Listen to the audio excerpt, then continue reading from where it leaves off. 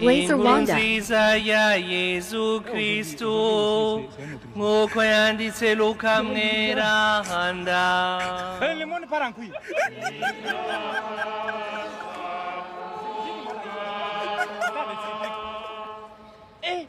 Umunsi umwe Yezu yabariye abigishwa biwe ati, ntimugire ubwoba mwebwe dutungwa twanje, kuko so wanyu yashatse kubaha ubwami. Gurisha ibyo mutunze mubitabaza boro, nimwironderere indaha zidashira be n'itunga ritazobateretereza mu ijuru, aho musuma adashobora kwegera, nawo umuswa nturuhe ugeza y'iryinyo, kuko aho itunga ryawe riri ari hagatima kawe kazoba. Nimukenyereze igume kandi amatara yanyu yame yaka, nimube nk'abarya barindiriye shebuja ku munsi w'ubugeni, kugira ngo bamusanganire arengutse akuguruza. Ewe barahiriwe abasuku shebuja azosanga bagiteramye. Ni ivy'ukuri ndabibabwiye, azozikenyera abavyagize ku ndava abahiture mu kubagaburira. Aje mu gicugu canke mu nkoko, bazoba bahiriwe asanze bakimwiteze. Bitegere neza, yaba nyenurugo yarazi ikiringo igisuma kizira ko, yoraririye ntiyoretse ngo kimumenere kw'inzu.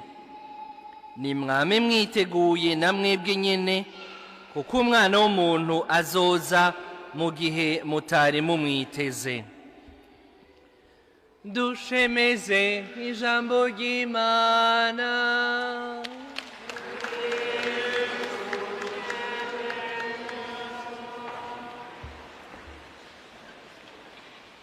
Bavukanyi, inkuru nziza dusomewe kuri ino Dominika ya 19 ituyagira ukuntu twokwifata turindiriye amaza mu buninahazwa y'umukama.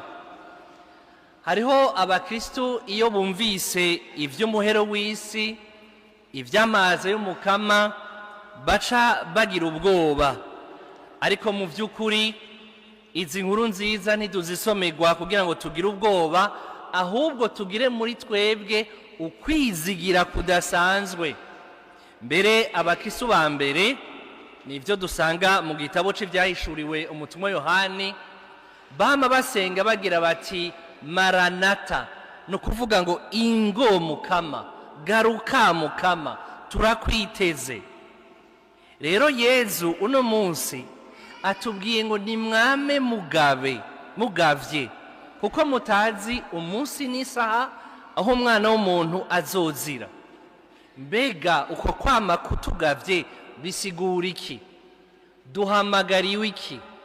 Ingendo y'umutima wacu yobi yihe?